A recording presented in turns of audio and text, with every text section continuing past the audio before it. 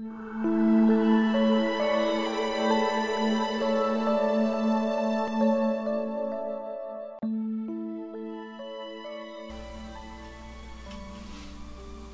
everyone.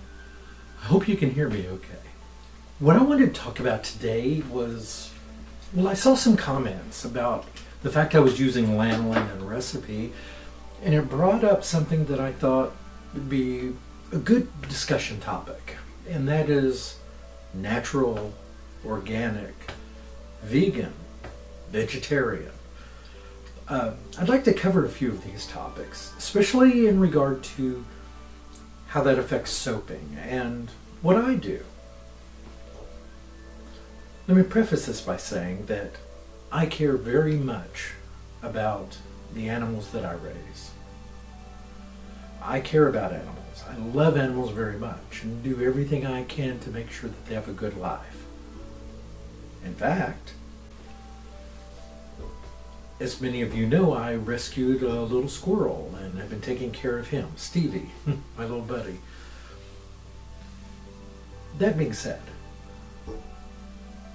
do I believe that it's cruel to use certain products? Yes, I do. I would never eat veal. I've seen how baby cows are treated, how they're fed, how they're forced fed milk, and it's a horrendous thing. I try not to eat lobsters. I don't like the way that they're treated in, like Red Lobster. You know, they have an aquarium full of them and they look miserable. And I love lobster. I grew up on it. I grew up on the West Coast eating seafood several times a week. Anyway, that being said, I raise my own birds for processing. I don't video that or do videos on that. There are plenty of other people doing that. I do believe that if you can raise your own animals humanely, with a loving hand, that you can in their lives humanely for our own needs. And it's a lot better than buying animals at the store from a family, or excuse me, raised on a corporate farm. And all you have to do is look up corporate chickens or corporate cattle ranches, that sort of thing, to see what I'm talking about. That being said, there are a lot of people that's all they can afford. They can't grow their own. They don't live somewhere where they can raise their own animals, and those are the options they have.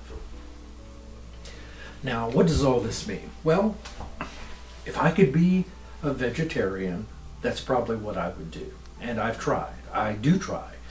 I rarely eat meat more than 2 or 3 times a month, if that much. I eat my own fresh vegetables wherever I can, or canned vegetables that I've canned, I mean. Not a heavy meat eater, but not only because of the fact that it may not be nice to animals, but because it's not nice to me. It's not good for our bodies to take in too many of those animal fats, right? But we won't get into that. This was supposed to be about soaping and soaping products. So what I wanted to touch on specifically were soaps that have things like beeswax or lanolin, as in the last soap that I did, or my own goat's milk. Are those things vegan? Well, no, because I believe that what vegan means from my research, which is different than a vegetarian is just someone that eats vegetables and doesn't eat meat. A vegan takes it that extra step, and they don't wear leather shoes, they don't, use products that, it's my understanding, that go against the animal's will or hurt an animal's life.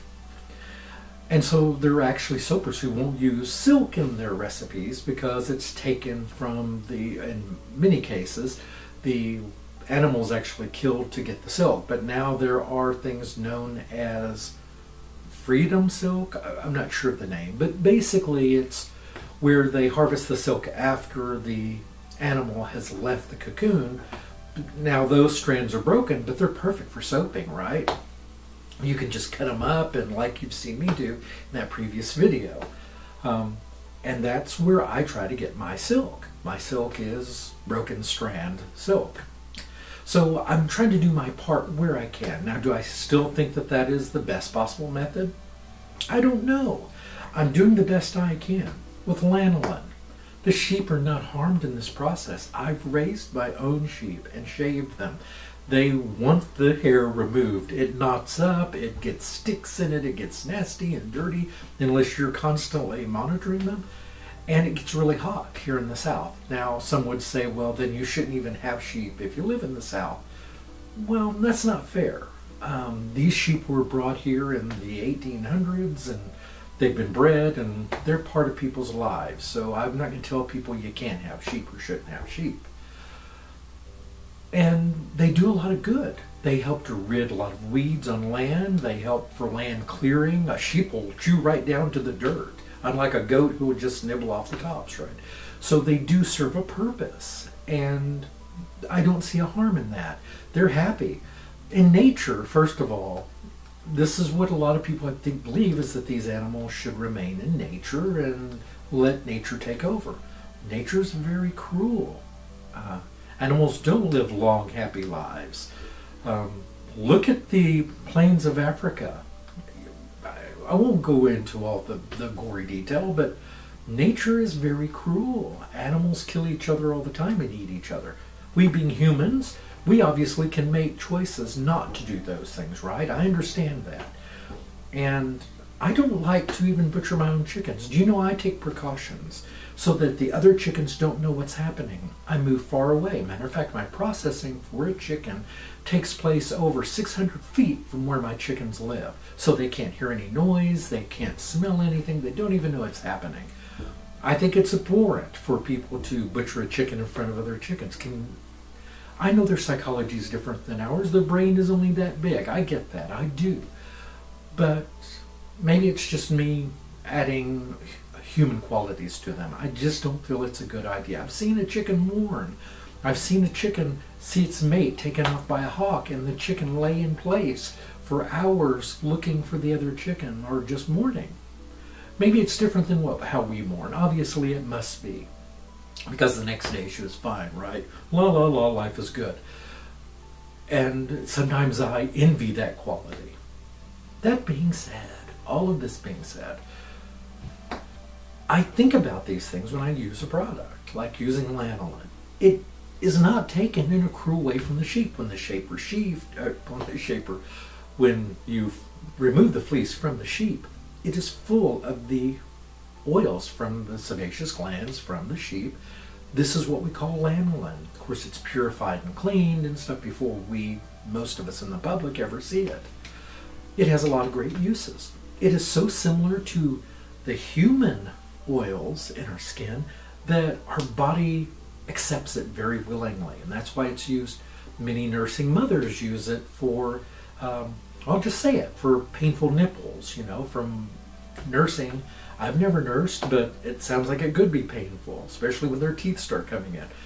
Anyway, that being, all that aside, I use it because it's helpful for me and it's helpful for others, and I don't feel that it's harmful to the sheep. If you can explain to me or help me understand why it's harmful, I may rethink that. I'm willing to change my mind. I'm willing to be educated. Unlike some other people in the political sphere out there, you can see people aren't willing to compromise or to change their minds, but that's not me. And hopefully it's not you either. We can learn from each other. There are a lot of things that I can teach you. There are things you can teach me. And I'm willing to learn. I want to learn.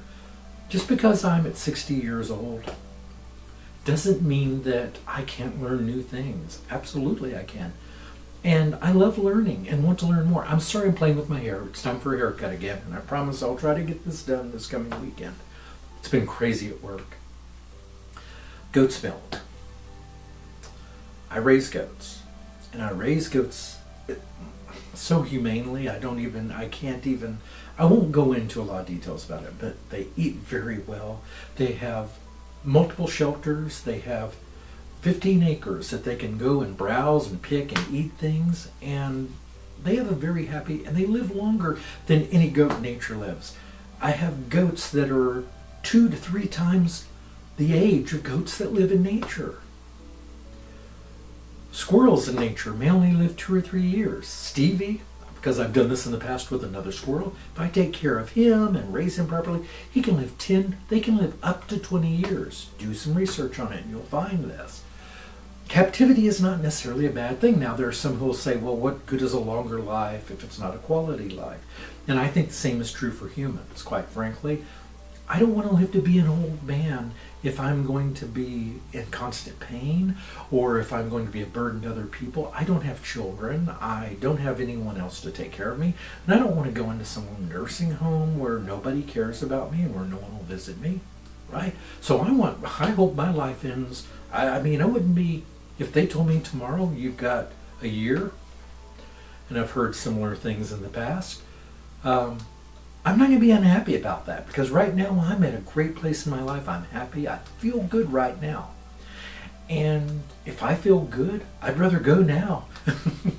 That's my feeling. I'm not saying it should be yours. I'm a weirdo. You know this about me by now. So vegan, vegetarian. I do try to be a vegetarian. I really do. Like I said, I don't eat meat that often. Can't remember the last time. I think I had some chicken maybe last week or the week before. I don't eat meat very often. But I like it when I do. I love a good ribeye steak. I can't eat them much anymore because I don't need the fats and all that other good stuff in them. Obviously, I get plenty of fat. But I don't think I want to be vegan. I like leather shoes too much. And I've not had another shoe that I haven't yet. Now, I wear plastic rubber shoes. You see me wear them all the time around the property. If you've looked in the videos, I wear a rubber shoe around the property. It's a Birkenstock. It's basically a chef shoe, actually. And that's what they're made for chefs to wear in the kitchen. But they're great for around here, especially when it's wet. They keep my feet dry. Leather shoes wouldn't do so well in that kind of in wet scenarios. So, I use both. But there's nothing I like better than a well-polished leather shoe. Sorry. Does that mean that I can't change? No. If somebody comes up with a synthetic that you can't tell from leather, and I like it, and I like the smell of it, and the feel of it on my feet, if it fits my foot good and I'm comfortable in it, I could do it. I could change. Now, I'm not a rich man. I don't have a lot of money. As such, some of the decisions I make have to be financial, as with many of you, right?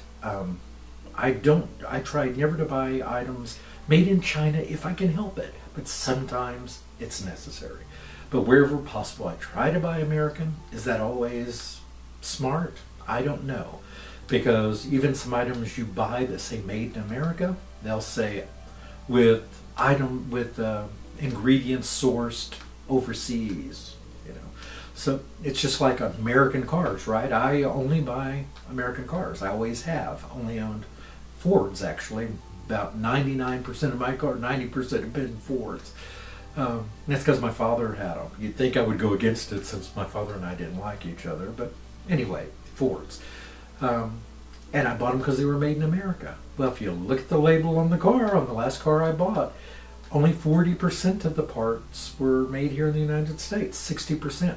A large percentage were made in Mexico, right? So it's not always easy to buy American. I try to, but vegan, vegetarian, organic, that's another big issue, because this wood that I used is not organic. I'd like to think it is. It came from the forest. It's been milled, and I have cut it and I polished it with the wax, beeswax. Do I know the beeswax was organic? Not really. Bees don't always stick to the place you want them to stick. They could fly over to another ranch, right? And where someone has sprayed for insecticides or other things, and the bees are exposed to it. So when you hear organic honey, that's a little tricky one. Anyway, I won't go too far with that. But organic. Organic used to mean things that were of nature. Organic, things that were alive, that grew from something living, right? But the meaning has changed over the years to mean something quite different. And if you're really trying to go all organic, good luck, because, for instance, right here, I have a treadmill. Nothing organic about it, but I have to have it. If not for this, I wouldn't get exercise during the colder months. Essential oils that I use, you use, many of us use, they're generally were the original vegetables, botanicals, were they perhaps organic? They may very well have been. But after they're processed for the essential oils, I know you think, oh, everything's steam distillation. That's not true. And by the way, where did that steam come from? Where did they get the heat to make that steam? Was it petroleum-based, perhaps? These are just things you have to think about. And I'm not saying, there are people who say use cloth towels, don't use paper towels, which is what I try to do. But also, those cloth towels, it took a lot of energy to make those, right? Plus, you have to launder them, which means you're using water and you're using soaps and I hope you're getting what I'm saying here. There is a balance between organic and man-made. Man-made's not all bad. My car is all man-made. Nothing from there grew from the earth that I know of. And the same with yours. The clothes on your back, they may be organic, right? But what about the factories that they were sewn in? Are those organic? Are they powered by organic power? Are the humans in there treated fairly that are making those clothes? Do they get a fair wage? You know, these are all things you have to consider. Well, you don't have to. It's just that because this question has come to me or comments have been made about things that I use and things, I just felt I wanted to address this a bit. I'm trying very hard to be vegetarian, and someday I may very well be vegan. Maybe in my late 60s, maybe in my 70s, I don't know. It's not a goal, but it may be as I get more educated about these things. I don't hate vegans and vegetarians or people who follow organics. These are all things I want to as much as I can. But we can all remain friendly about this, I hope. Yeah, so that's really it. I just wanted to touch on these few topics and just felt that it deserved me to sit down in front of the camera and talk to you for a bit. And I'm sorry this isn't the best setup for recording, and I hope you can hear me okay. It's the best I could come up with. But thank you all so much. I really appreciate you more than I can tell you. I really do.